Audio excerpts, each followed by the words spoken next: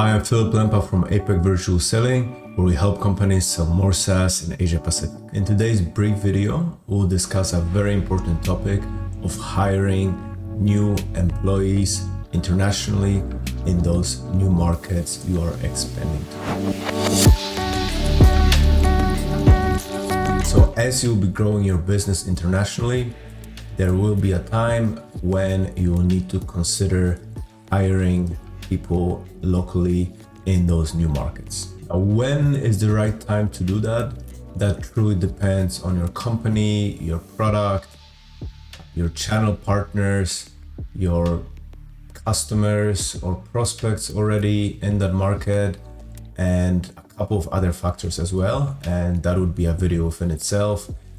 Today, we'll assume that you are close to hiring people, and I'll share with you a couple of considerations that you will hopefully have a chance to hear before you start deciding on this.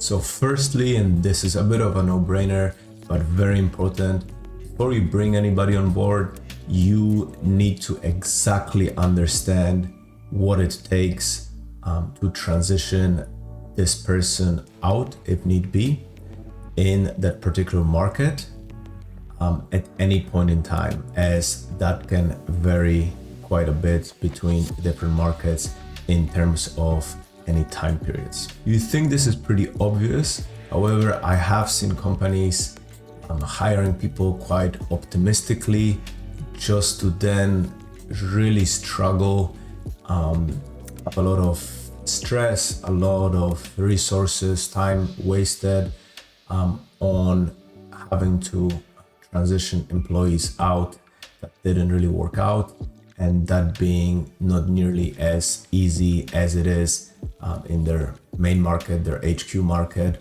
or as easy as they thought it would be. For example, there is a tremendous amount of difference between a market like the US, where in a lot of states it's very easy to transition people out, doesn't take much at all, and a market like Australia, where employees are extremely protected, especially after the first 6 months probationary period. So as much as, with exceptions of course, it's pretty well understood you have to know how to fire before you hire, there's another thing that is extremely important that I think gets overlooked quite a bit. That is making adjustments to the way you manage potentially that employee in another country that can be different from what you are used to, what's normal, what's legal in your HQ, your main market. So it's things like procedures regarding leave and anything medical related, benefits, and even things like what can you ask the employee versus what you can't. So lots of things here depending on the market.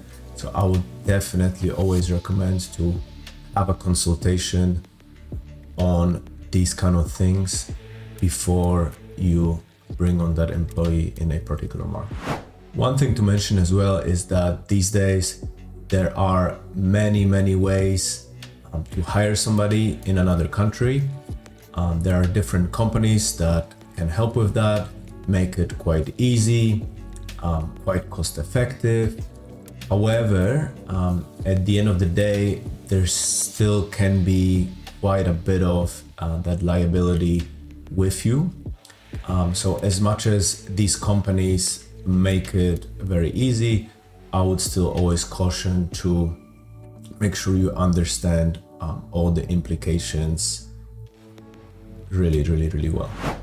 Also very important to understand that there are definitely alternatives to hiring employees in those new markets. I think a lot of companies, because of a policy in the HQ, they kind of default to hiring employees.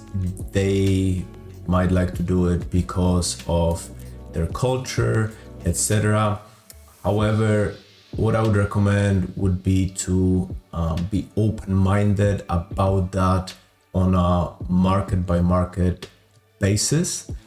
Sometimes as much as that policy, that preference might make a lot of sense in that HQ market where it all started, where you have the vast majority of the employees, the insistence on it can sometimes not be a good thing when it comes to certain markets, especially as you're just starting there and you're not very established. So definitely I would make sure to explore those alternatives on a market by market basis, because as much as I mentioned, it's relatively easy these days to hire people and you can get help with that, doing that internationally.